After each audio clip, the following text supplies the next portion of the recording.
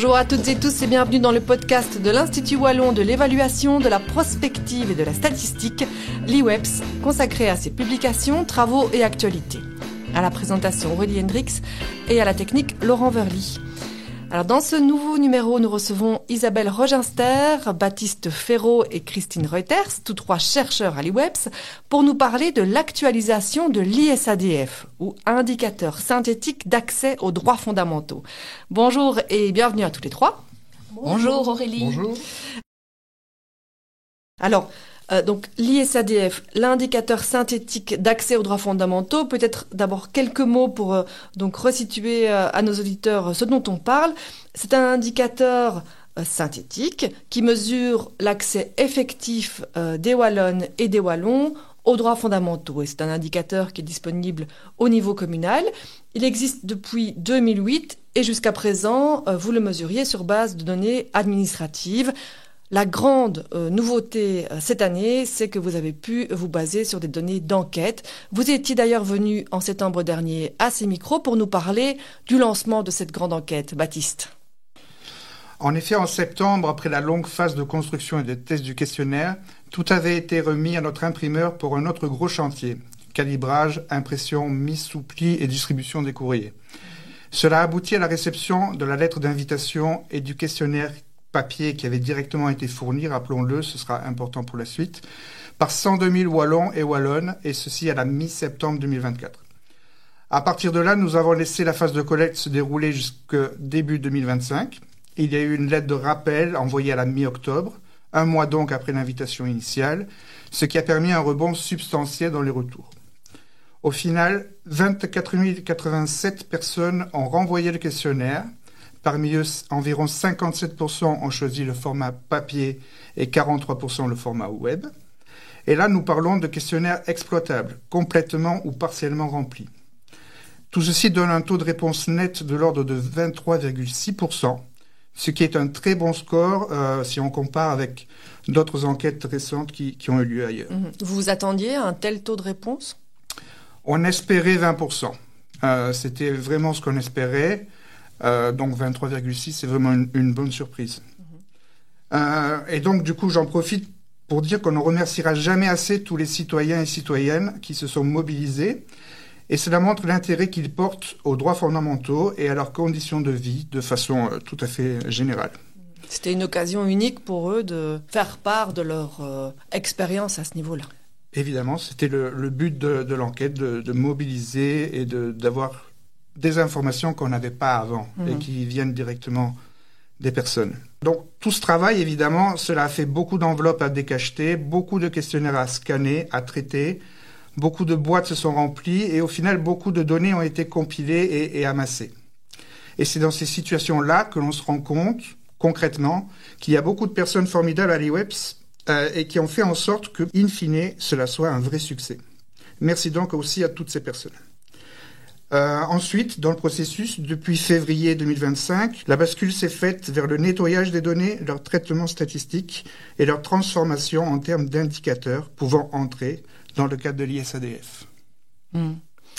Et donc, grâce à toutes ces réponses que vous avez collectées, ce sont donc maintenant 13 droits fondamentaux qui sont couverts par l'indicateur synthétique. Christine. En effet, Aurélie. En fait, les 13 droits avaient déjà été sélectionnés dans le cadre de l'exercice précédent de l'ISADF 2018. Mais ce qu'il y a, c'est que nous n'avions pas assez de données à disposition pour pouvoir mesurer ces 13 droits. Du coup, nous sommes repartis de la sélection que nous avions faite en 2008. Et cette sélection, en fait, elle se base sur un examen assez minutieux des instruments juridiques, qu'ils soient internationaux, nationaux, régionaux, communautaires. Et l'idée, c'est d'aller sélectionner les droits et puis leurs caractéristiques qui sont directement exploitables concrètement dans le cadre de la politique wallonne, initialement de cohésion sociale, mais on verra que la couverture est telle qu'elle peut couvrir bien d'autres politiques, et on y reviendra plus tard, bien d'autres politiques que la cohésion sociale. Peut-être Il est peut-être utile de juste rappeler ce qu'est en fait l'ISADF. Donc c'est un indicateur synthétique d'accès aux droits humains, aux droits fondamentaux. Donc ça c'est vraiment la base. C'est vraiment, et donc l'idée, mais maintenant on a à la fois des droits civils et politiques. Cela ne concerne pas directement la politique de cohésion sociale, mais par contre on s'est intéressé davantage aux droits sociaux, économiques, culturels et environnementaux. Pour donner quand même une idée précise de ce que sont ces droits, je pense que c'est utile quand même que je les cite. Oui. Donc nous avons un droit à un revenu conforme à la dignité humaine, un droit à une alimentation suffisante, adéquate et de qualité, le droit au meilleur état de santé physique et mental susceptible d'être atteint à l'aide médicale, le droit à la sécurité sociale, dont l'assurance santé, la protection sociale, l'aide sociale et les prestations familiales, le droit à l'éducation, à l'enseignement et à la formation continue, le droit à l'information, à l'usage du numérique, des technologies de l'information et de la communication, le droit à un logement décent et adapté, à l'énergie et à l'eau, le droit à un environnement et à un cadre de vie sain et adapté, le droit à la mobilité, le droit au travail, à des conditions de travail justes et favorables, à la formation professionnelle, le droit au respect de la vie privée et familiale ainsi qu'à la conciliation vie familiale et vie professionnelle, le droit à la participation citoyenne et démocratique et enfin le droit à l'épanouissement social et culturel. Et pour aller un petit peu plus loin, donc une fois qu'on a défini, qu'on a sélectionné ces droits, la deuxième étape, c'est pour chacun d'eux, c'est d'aller sélectionner alors les paramètres de la mesure qu'on va pouvoir activer pour identifier et mesurer les indicateurs. Pour que ce soit peut-être clair pour tout le monde, je vais donner l'exemple de la santé. Eh bien, une fois qu'on a le droit au meilleur état de santé physique et mental susceptible d'être atteint et à l'aide médicale, eh bien alors le travail suivant qui est de repérer quelles sont les sous-caractéristiques du droit mesurable, eh bien on arrive alors à identifier à la fois l'état de santé de la population, donc la santé générale, les limitations fonctionnelles, la santé mentale, l'offre de soins, donc l'accessibilité géographique aux différentes offres de soins, les obstacles liés à l'offre de soins, des obstacles que ce soit la disponibilité en termes de délai, de qualité des soins et du coût des soins. Enfin, on a identifié le renoncement aux soins, l'équité dans l'accès aux soins de tous et l'accès à la prévention en santé. Et donc, ce sont ces caractéristiques-là qu'on va pouvoir alors mesurer à travers les indicateurs que nous avons construits. Alors Isabelle, quels sont les résultats de ce nouvel exercice de l'ISADF et en quoi ces résultats sont dans la continuité de ce que vous mesuriez avant ? Alors, comme pour les exercices précédents, on est donc sur un indice synthétique qui peut être expliqué avec une image pyramidale. Donc, on a à la base une sélection d'indicateurs qui viennent de ce qu'a expliqué Christine, des droits fondamentaux et des différentes caractéristiques du droit. Lors de l'exercice précédent, on avait 28 indicateurs. On est passé à 148 indicateurs. Donc, on parlait d'une amélioration substantielle de l'ISADF. C'est vraiment là que se passe cette amélioration substantielle. Ces 148 indicateurs qui sont dans l'image de la pyramide à la base, on va chercher à les agréger, comme pour les exercices précédents. Et on va, pour ce faire, passer par une normalisation. C'est qu'on va faire passer tous les indicateurs à des valeurs entre 0 et 1. Donc, c'est une normalisation par ce qu'on appelle la méthode min-max. Et donc, tous les indicateurs vont passer vers une structure où la valeur la plus basse est 0 et la valeur la plus élevée est 1.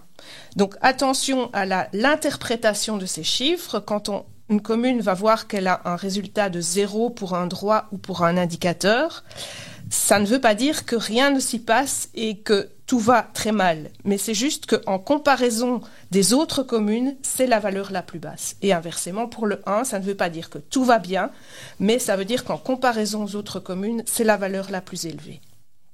Donc on a ces 148 indicateurs qu'on va normaliser, et ça c'est un processus qu'on faisait déjà les années précédentes. On agrège ensuite pour les 13 droits que Christine a cités, on renormalise et puis on construit un indicateur synthétique qui va de nouveau de 0 à 1. Ça, c'est la structure pyramidale. Et donc, on produit des résultats sous forme de radars et de cartes où les valeurs vont de 0 à 1. Et pour les cartes, c'est les zones les plus claires qui représentent les scores les plus faibles. Et donc, on interprète ça comme les communes pour lesquelles il y a plus de vulnérabilité par rapport à chacun des droits ou par rapport à l'ISADF global. Oui, donc chaque commune obtient un score à l'ISADF global qui se situe entre 0 et 1, et c'est ce score-là qui est représenté sous forme de carte. Exactement. Et donc, Baptiste, il a parlé de l'enquête, mais ce qui est vraiment un gros plus dans notre exercice 2025, c'est que cette fois-ci, on a mobilisé 3 sources de données. Donc, les données administratives les plus récentes possibles, ce qui était déjà le cas en 2018, mais les données de l'enquête, qui nous ont permis d'ajouter une bonne centaine d'indicateurs. Et puis aussi, on a des innovations dans des travaux de type plus géomatique, qui sont parfois un peu innovants. Géomatique. Oui, géomatique, ça veut dire qu'on va géolocaliser l'offre et l'accessibilité à l'offre, ou bien on va utiliser des images de la télédétection, par exemple, pour estimer la canopée, donc la couverture arborée dont bénéficient les personnes. Donc c'est la combinaison des 3 qui fait qu'on atteint 148 indicateurs. Bon, alors voilà, je peux peut-être parler un petit peu des résultats. Donc on produit des cartes, une carte synthétique pour l'ISADF 2025, mais aussi pour chacun des droits. Et puis chacun des indicateurs est aussi cartographié. Donc si on parle de la carte de synthèse, on a les communes qui présentent des indicateurs les plus faibles, c'est-à-dire donc, comme je le répète, avec des populations particulièrement vulnérables par rapport à l'accès effectif aux droits. Donc elles sont localisées principalement suivant un axe allant de Pérouet à Liège. Donc on a quelques communes urbaines, donc avec pas mal de populations concernées qui se ressortent particulièrement. La Louvière, Charleroi, Farciennes, Châtelet, Sambreville, Angis, Serein, Liège et Saint-Nicolas. Et on a des communes plus rurales qui sont de nouveau dans des valeurs faibles, donc avec des populations particulièrement vulnérables, qui se situent dans le sud de la province de Namur. Alors je citerai par exemple Astières, Douache, Viroinval ou Philippeville, donc qui présentent des valeurs particulièrement faibles de l'indice. Bon, à l'opposé, on peut parler aussi des valeurs élevées qui concernent des communes au nord de la Wallonie, particulièrement dans le Brabant wallon, mais il y en a aussi dans une partie centrale du nord de la province du Hainaut, à Silly, Jurbise, également des communes rurales en province de Liège ou à l'ouest et à l'est de l'agglomération de Liège, et des communes du sud de la province de Luxembourg. Ce qui est intéressant aussi, là je vous ai présenté l'ISADF vraiment global. Ce qui est intéressant, c'est de regarder aussi, si vous avez l'occasion, toutes les nuances, parce qu'à chacun des droits, il y a des répartitions spatiales qui sont différentes. Je citerai peut-être l'exemple de la cartographie du droit à l'environnement, qui présente un contraste assez fort entre le nord et le sud de la région. Dans le droit à l'épanouissement social et culturel, on a une distribution qui est assez différente, à savoir que aussi ce droit n'avait pas été couvert dans les versions précédentes. Et donc la cartographie présente un contraste assez fort entre le nord, avec le Brabant wallon, où les accès effectifs à l'épanouissement social et culturel sont nettement plus élevés que dans le sud. Vous avez donc publié un rapport où vous présentez les résultats, mais ces résultats, donc le score par commune pour l'ISADF global, ses droits, ses indicateurs, etc., ils sont aussi disponibles sous la forme d'un site internet dédié. Baptiste. Oui, bien sûr. Le rapport permet de faire une synthèse des indicateurs proposés, qu'ils proviennent des réponses à l'enquête ou pas, comme Isabelle l'a expliqué. Il permet aussi de donner certaines clés de lecture, ainsi que la description des métadonnées, par exemple, mais il ne peut pas forcément rendre compte de la richesse de tous les indicateurs et de toute l'information disponible. Le site dédié, de par son interface interactive, va permettre mieux ceci. Par défaut, la page d'accueil de ce site va montrer la carte de l'ISADF globale, avec les clés de lecture nécessaires à une bonne compréhension, et le radar des 13 droits fondamentaux. Et à partir de cette page, tout est directement prévu pour que l'utilisateur puisse descendre au niveau des droits, Donc, comme on l'a dit, logement, santé, mobilité, alimentation, etc. Et une fois dans un droit, l'utilisateur peut encore descendre dans la construction de l'indicateur pour arriver aux 148 indicateurs individuels qui seront alors disponibles aussi bien en valeur brute qu'en valeur normalisée. De nouveau, comme l'a expliqué Isabelle tout à l'heure. Il faut savoir que les phases successives de normalisation, expliquées dans la méthodologie, permettent une échelle commune à tous les éléments. Et tous les éléments sont donc comparables entre eux. Une autre façon de naviguer dans ce site va être l'approche par commune. Donc la première partie que j'ai expliquée, c'était les indicateurs, les droits. Mais si on prend une approche commune, il va être possible de superposer 3 entités sur les radars. Ça peut être 3 communes ou 2 communes et la moyenne des communes wallonnes. Et donc ça nous permet à nouveau d'obtenir des comparaisons immédiates. Et il est possible aussi de visualiser et de télécharger un rapport complet pour la commune qui va intéresser l'utilisateur. Enfin, quelques derniers onglets seront aussi disponibles en plus des indicateurs de l'ISADF. Il y aura un onglet méthodologie pour un résumé rapide de la construction de l'ISADF et quelques éclairages ponctuels. Ponctuels parce qu'il y aura un rapport méthodologique plus complet qui sera publié durant l'automne. Il y aura un onglet aide et ressources à partir duquel le téléchargement du rapport, des données brutes, des données agrégées et même du questionnaire d'enquête. Donc tout ça sera libre en téléchargement. Et il y aura aussi une petite vidéo de démonstration qui est également proposée. Et enfin, il y aura un tout dernier onglet de contact au cas où, malgré toutes ces ressources, quelques questions demeureraient. Oui, donc ce site, c'est vraiment une invitation à l'exploration en profondeur de cet indicateur synthétique pour les utilisateurs. Donc, peut-être rappeler juste l'URL à laquelle est disponible ce site-là. www.isadf.iwebs.be. Oui, et donc le lien aussi vers ce site dédié sera disponible sur la page d'accueil du site général de l'IWEBS. Vous le retrouverez très facilement aussi grâce à une bannière qui défilera sur la page d'accueil. Alors, donc cet outil, donc l'ISADF, que ce soit le rapport synthétique ou que ce soit le mini-site, c'est un outil qui s'adresse à qui finalement ? En fait, c'est un outil qui s'adresse à pas mal d'utilisateurs potentiels. Donc, pour d'abord rappeler, on l'a dit, c'est un outil de diagnostic et de programmation. Ça veut dire que directement, il est très intéressant pour les acteurs publics, mais aussi privés, les acteurs régionaux et les acteurs locaux, puisqu'on a des données au niveau local. Et alors, il sert en premier lieu, dans son esprit premier, il sert de diagnostic. Donc, il sert à faire des diagnostics territoriaux qui sont intersectoriels. Il sert aussi à prioriser des objectifs, à orienter, à suivre et à réaliser des programmes d'action. Donc, directement, le pouvoir régional et les pouvoirs locaux sont en première ligne intéressés par cet outil-là. Mais à côté de cet objectif, on va dire premier, on peut décliner différents usages et différents acteurs potentiels de l'outil. Par exemple, il va pouvoir permettre une simplification et une rationalisation des diagnostics locaux. Souvent, c'est une critique que nous recevons de la part des communes, c'est qu'on multiplie les diagnostics et ça prend du temps au niveau des acteurs locaux. Ici, cet ISADF permettrait vraiment cette simplification et cette rationalisation. Ensuite, il sert aussi pour l'attribution de subsides régionaux aux acteurs locaux pour la mise en place de plans d'action locaux. C'était le cas du plan de cohésion sociale dès 2008 et c'est comme ça d'ailleurs qu'il a été surtout utilisé.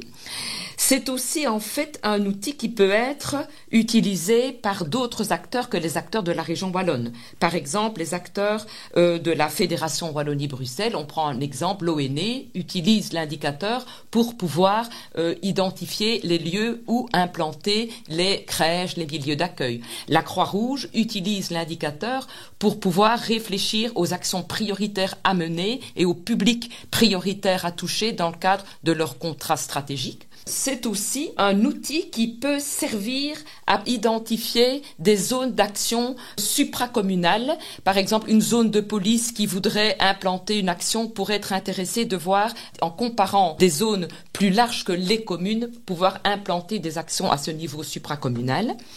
Et puis alors, ne l'oublions pas, c'est évidemment pour les chercheurs, pour les centres d'études, les observatoires, ça va être un outil de connaissance incroyable à la disposition de tout public.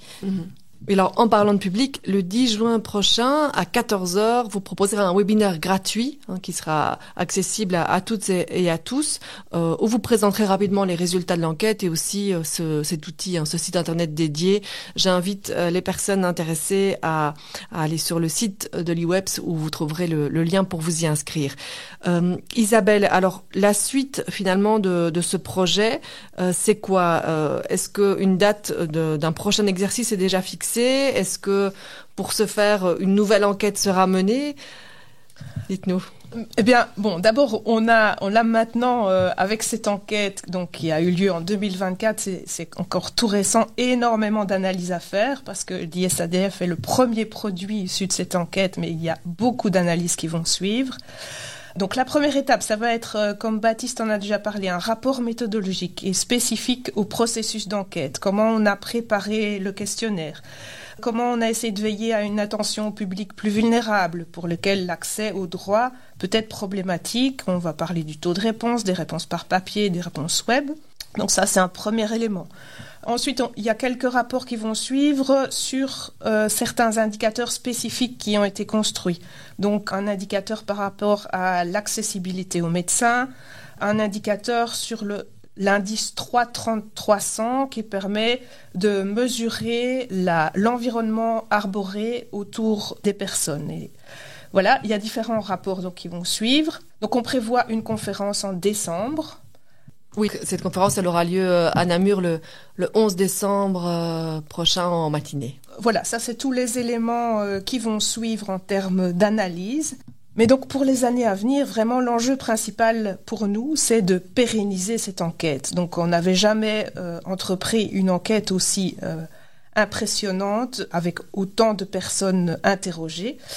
Et on en connaît aujourd'hui donc mieux sur l'accès effectif aux droits. L'idée de pérenniser cette enquête, c'est vraiment de pouvoir combler un manque pour l'ISADF jusqu'à présent, c'est qu'on ne pouvait jamais faire de comparabilité temporelle parce qu'on cherchait chaque fois à améliorer l'indice avec les meilleures données disponibles, mais le fait de pouvoir reproduire de l'ordre de tous les 5 ans cette enquête citoyenne permettrait enfin de pouvoir comparer l'accès effectif aux droits des personnes vivant en Wallonie.